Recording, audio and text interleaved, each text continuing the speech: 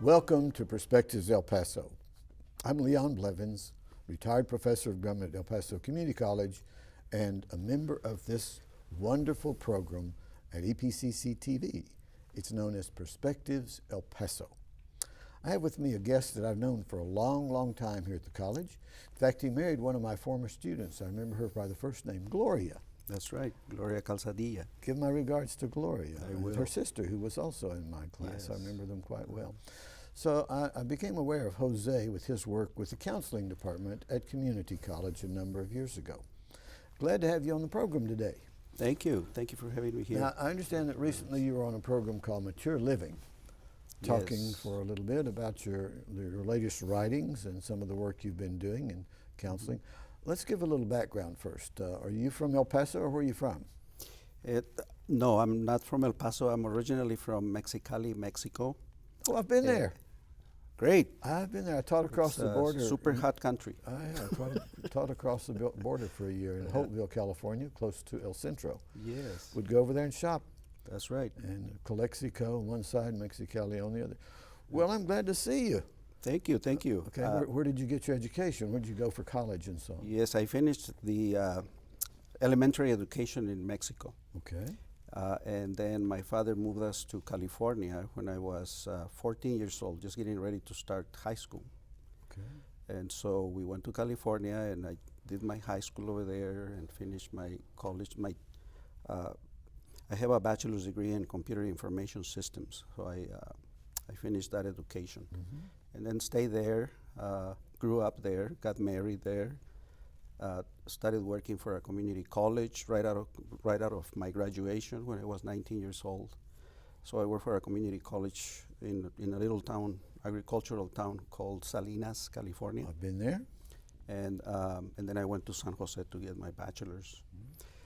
So when did you start working here?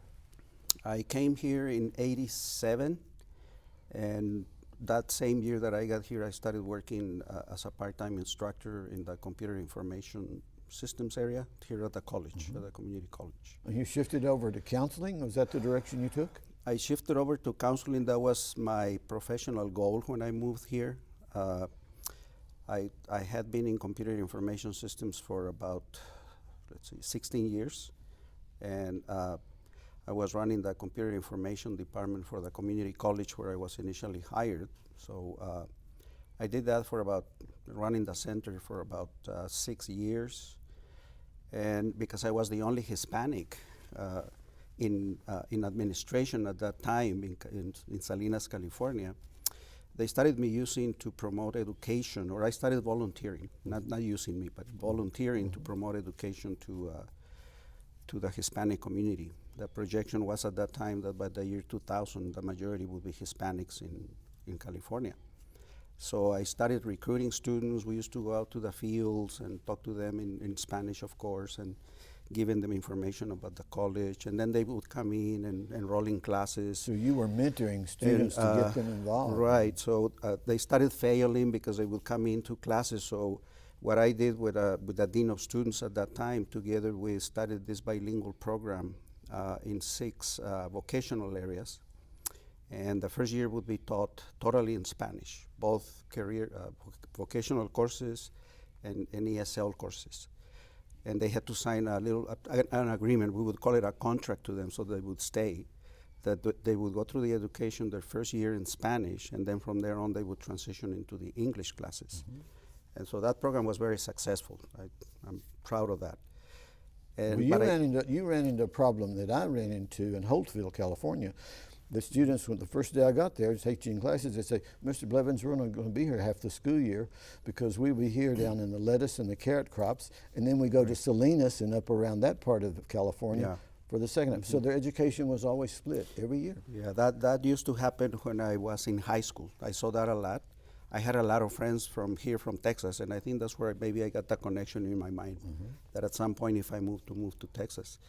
But that used to happen. When I was working on these programs, the Chavez movement, the labor movement had already gone through Salinas. Everything was unionized, and so people were stable at where they were working. So they could afford to go to school in the evenings and stay there. And they were not migrating back and forth anymore at that time. Good. So that worked out for them. And so I did that also for 3 years as I was running the Center for Information Systems at the college. Well, did you get into And, writing these kind of things in the counseling area? These books that you've done, you brought 3 publications. Yes. That's what we're looking at now. What about these? Well, it's all part of that history. I know it's related to that background. Right, yeah. right. So I started guiding Hispanics or Spanish-speaking people into what sort of fields they wanted to get. Yeah. So that raised my interest to switch into instruction, and eventually I got a degree in counseling psychology, and so that when I finished that degree, that's when I moved to El Paso. Okay. And so I developed the desire to write. And basically, at that time, I wanted to write about successful Hispanics. And I still have that book in my mind. I'm going to do it. Okay. But other things have happened that I've been Yeah, I've been there. a little detour, and I'm writing on this that I'll talk in a minute. So, but what happened when I came to El Paso, okay, is I started working with students as a counselor, and I was seeing a lot of students that were failing. They would give up in their classes, they would drop, and then I ran into students in the health programs, and some of those were being referred to me for counseling because they were so high pressure, and some of them, or a lot of them, would give up. Yeah. So I had an experience with this young lady that had been put into the hospital with her liver had ruptured from the stress of trying to do well in her nursing program and in her nursing classes. And so they sent her to me, and I didn't know what to do, to be honest, at that level. So what we used to do study skills assessments to see how we could help them in that area. But she aced everything out. She was already a model student. It's just something was not working for her. And so I remember it was a Friday, so I told her, come back Monday, I'll see if I can find something. So I went to the library at Valle Verde, and I ran into this very fascinating book called Super Learning. And I read it from one end to the other over the weekend, and I took out a technique, and they're called mind-body techniques. And so I took one out, taught it to this lady, and she was able to go back into the nursing program, started getting her A's again. And in addition, her daughter, who was diagnosed as attention deficit, the exercises that I had taught her, her mom, she taught them to the little girl, and she started doing well in school also.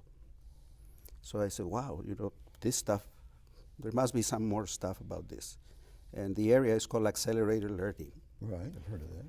And so I just started taking classes, courses, conferences, certifications, different things, and started working more with students individually. The students that would struggle, that would open up with me in the office and say, I'm really struggling with math. So I would offer to help them. I would set up some appointments with them. They would come back with me, and I would teach them these mind-body techniques, and they would start doing well. Now, I've been to some of your faculty development workshops in the past, and you talk about meditation and relaxation techniques. Did you write about some of these in your works? All of them. All of this is based on those techniques. What happened is I got to the point, because this was another dream of wanting to get my doctorate. And I was looking for a PhD in education with this emphasis in rapid learning, brain-based learning, fast learning, however you want to call it, but I couldn't find a program. And in looking, I ran into the Institute for Mind-Body Medicine in Washington, D.C., and they were working with this, with Saybrook University in San Francisco, and they had started this brand new, fully accredited doctorate in mind-body medicine. And I said, well, it's mind-body techniques, right? This is mind-body medicine to help people heal themselves through natural mind-body techniques and things like that. So I can learn that and teach it to students for their learning. So I got my doctorate, and part of my thesis, and everything has contributed to me writing this set of books. I have published 3 books. Okay. The latest one is called The Big Secret, which That is this one here. This one? This is the latest one. Oh, this one, The Big Secret. Okay, over Right. here. And this one is a compilation of writings of people that use different models to help other people be successful. And so, there were hundreds of submissions, and only 12 were selected. I'm one of those 12, because they like the model that I use to work with students and myself, because everything that I teach, I practice. And I've also worked with professionals. I help them pass examinations, like for accounting, CPAs, and people like that. Doctors, even. I've seen a medical doctor that was struggling to pass her licensure exam. And I saw her, taught her these techniques, and she was able to pass and get her license. My goodness. So it's a model. So basically, one of the essays here is my description of the model. And from there, I'm going to be writing the complete book about it. And so basically, if I can refer to it. So if I ask, okay. what is the big secret? Right. My big secret is to prevent getting sick, to prevent the effects of stress on your mind and on your body through the stress of doing your work, or through the stress of getting goals, or through the stress of living life, through all the problems that you go through. The core of my model is relaxation and meditation. Okay. Okay? So that's at the center. So we're going to Right be in the showing middle. this. We'll be weaving Yeah. this into the program. So it's right at the center is relaxation and meditation is the core of the program. And then what I do is I teach students, for example, a student who's struggling to learn, okay? The first thing they gotta do, and it's easy to tell a student, you need to believe in yourself, okay? But we don't teach them techniques to help them increase their belief in themselves. I teach techniques like that. Those are all part of mind-body medicine. There are different protocols, but I teach them how to believe in themselves, stronger than they already do. And then I teach them also to develop a strong vision of what they want in their life, because we don't teach those skills to through most schooling. They have to go out and get into a leadership program or something like that to start discussing the issue of vision. You have to have a strong vision about your future. So that, the other component is awareness. Remain aware of everything that is going on around you. And through relaxation, meditation, mind-body techniques, you become more sensitive to observing the environment around you and to picking the stuff that is good for you. Because one of the philosophies of accelerated learning is that everything that you expose yourself to gets into your mind. It's a suggestion, it's called. Whether you want to or not, these flowers are getting into our mind. We may not even be thinking about them, but they're getting into our mind. The cameras here, the people that are doing the work. So everything gets into our mind. Awareness teaches us to screen the environment and only take what is good for me. And you can see how that benefits a student who's struggling with their classes, because they're getting a lot of negative feedback through their own doing, maybe their own grades, their own, all of that stuff goes into their mind. So they need to be aware that that's not the reality about them. They are beyond that. They're more powerful than that. And so you teach them techniques, you teach people techniques to start absorbing or taking in the more positive stuff in the environment.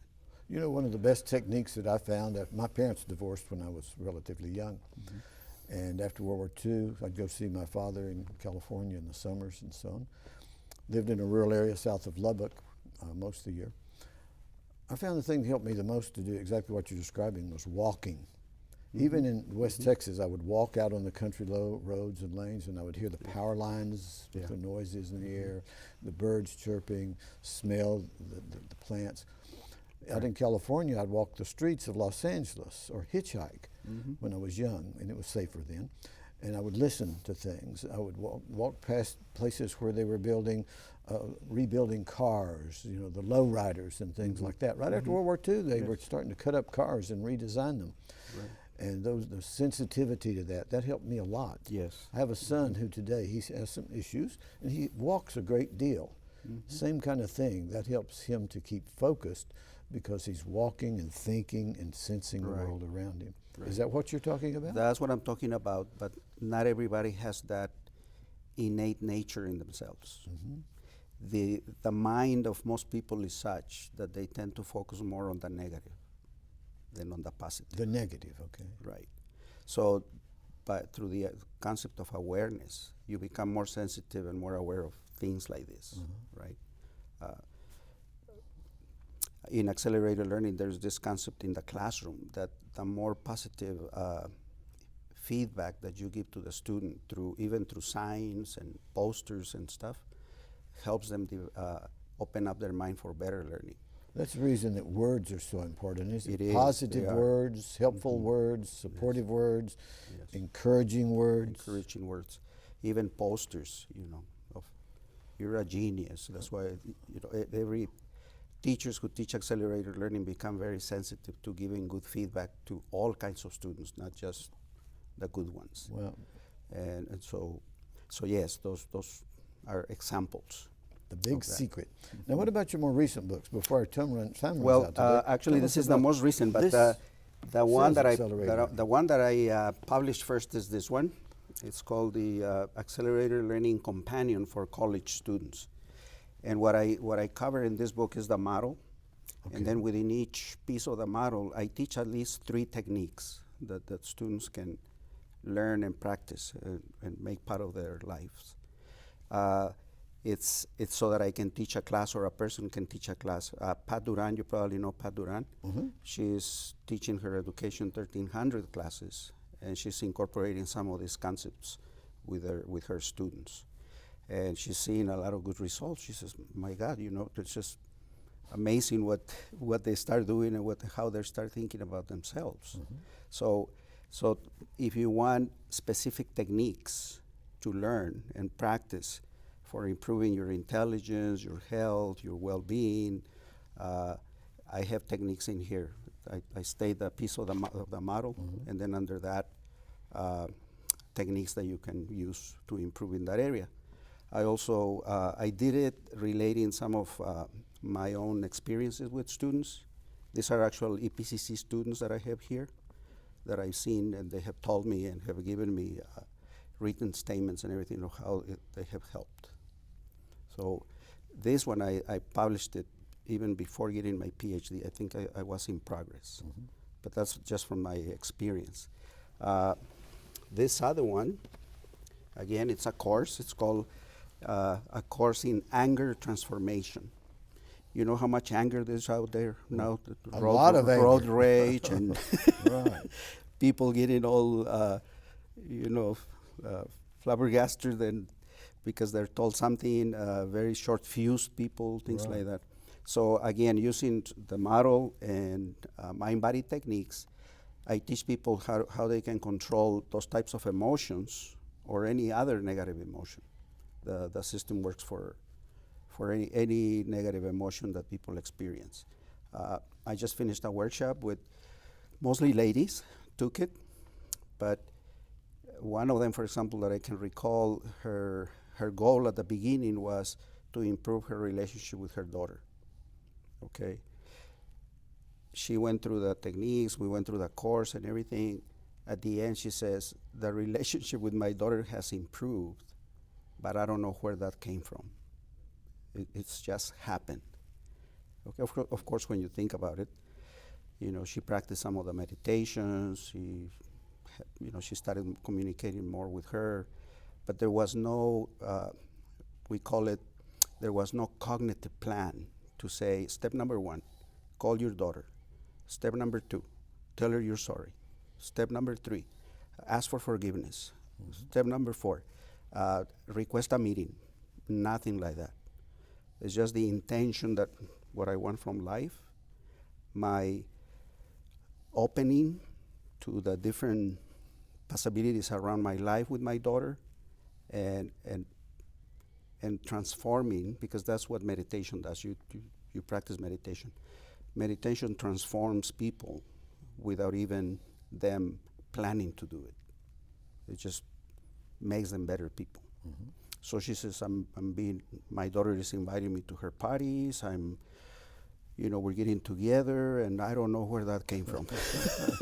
Well, she analyzed the problem with your help and then figured out some solutions to deal with the problem, Right. which comes from your help. Give us a telephone number or whatever way we can get somebody to contact you. Well, persons who are interested in any of these topics or just talking to me about it and informing themselves, they can call me at the office here at the community college. I'm retired for 2 years, but I still work part-time. I still Okay. have a small office there. My number is 915-831-2085. 915-831-2085. Or you can call me at my cell, 915-694-6109. Okay. 694-6109. We'll scroll those across the bottom of this. You were recently on another program. Have you gotten some calls from anybody? Oh, I was with Mary Yanez in her program for the senior community. And I've gotten calls about, because I'm gonna offer a class in the fall for seniors through her program. And I've already gotten like 10 calls for that class that they're interested. So I'm keeping a list. I just got a couple of calls if I'm gonna be doing it in Spanish, so I'm starting a list for a Spanish one to see if there's enough people interested to have one in Spanish. So if there is, I'll do one in English and one in Spanish. Well, the camera woman right here beside us, her mother saw that show, and Carol Barquin said that her mother commented on that, and I think she had called you and talked to you about that. Yeah, they should call me and let me know, because I am keeping a list. I haven't talked too much about the health benefits that these techniques also provide. I have done many workshops and groups for the college, and I've had people that improve their blood pressure, that their blood sugar levels become more in control, muscular pain. I've had some people that are, in talking to you this morning, brought to mind that I had this gentleman that was bipolar in one of my groups, and he says, I'm able to stay more in control of my emotions. In your writing here, does it deal sometimes with food? We hear about sugar highs or emotional eating and things like that. Do you have little sections in there? There is a basic section on nutrition. Okay, I'm not a nutritionist, but I know enough to make good suggestions, because health is holistic. Learning, life is holistic. When a person is having a bad experience in their life or having a problem in their life, you cannot just look at the mind and say, you need to change how you think or you need to change how you feel. You also have to look at the body. How is this person taking care of his own body? Through nutrition and through exercise. And you look at the mind, what is the style of thinking of this person? Are they pessimistic, optimistic? How do they talk to themselves? You also look at the spirit. Okay, we don't talk religion, but there's most people in this culture believe that part of us is also spiritual. Oh, sure. So we address that part also, and not teaching prayers necessarily, things like that. It's just, how do I manage my emotional state of mind? Because my spirit, the health of my spirit is reflected through my emotional states. If I'm feeling mad, right, my spirit is a little low. If I'm feeling upset, if I'm feeling stressed, even if I feel that I'm working too much, your spirit is not at peace. So we look at all the three components of the individual for that. We have just a few minutes remaining. Let me ask you a question, the hermit kind of question. You have someone who doesn't want to get out there and socialize with others and interact with others and all withdrawn into themselves. Have you found some that you worked with that they had that syndrome and they got into this and it drew them out and they were more open to you and other people? Yes. As a matter of fact, in this last group that I had, there was a couple of people that were struggling with that, just being more social, being more outgoing, Right. things like that. Again, In this, although we do look at the issue, for example, we use art therapy as one of the interventions. So the person draws how they see themselves now. And then we do an imagery exercise where they feel those emotions, right? Which generally, if you're trying to change something, the emotions are not going to be that great. But then the person does a drawing of how they would like to be. And so they draw themselves the best they can, no artistic work, just however they can draw it, being social, being outspoken, being able to communicate in front of people, however they want to change themselves. And they draw it out. And then we do an exercise so that they can also feel those emotions if they were that way. Emotions are the key to change. Okay? So if I feel myself the emotions of what it takes to get a doctorate, for example, and I focus on those emotions of the outcome, the chances are pretty good, very good, almost assured that I'm going to get it done. Because if I focus, in your example, a person who is struggling getting along with other people and being more outgoing, they're focusing on that, in the fact that they're not that way. And so for as long as a person says, I want to change, but then they focus on the fact that they're not, that they don't have those behaviors, they kind of hold themselves back. Right. Yeah. I had a woman one time ask me after class, Mr. Blevins, do you think that shyness is inherited? I said, well, you're probably affected by your genetics and everything else, metabolism and everything else. But a great deal of it has to do with your socialization, who you're around, what your experience has been with your parents and your friends and things like that, as to whether you're shy or outgoing. I used to be much shyer than I am now. And maybe I need to read your books. I might even be a better television host if I would read how to do these things. And so, yeah, that's the way that I do it. Well, if you do just very simple technique, if you do a drawing of how you see yourself now as a TV host, and then you do a drawing of what improvements you would like to see in yourself, and you imagine yourself in that role, being like that, but feeling the emotions that you're going to get when that happens, the change is going to be fast. It's one of the keys of accelerated learning, emotion. If in the classroom we were able to increase the emotions of a student getting their degree, right? The goal. What's the goal? Feeling it, right? The outcome, getting graduated, getting their degree, getting the job they want, and give them time to internalize it and feel it, the chances are that they're going to get it done, because it's emotion that drives you. Right.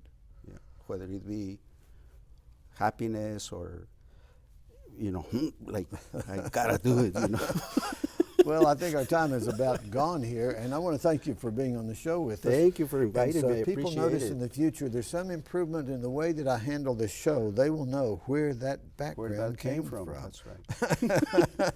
Well, thanks. Give my regard to your wife and I her sure sister will. and others that we know, and I've enjoyed working with you all of these years. Me too. We're both retired Thank now, you. and you're teaching part-time. So keep in touch with us.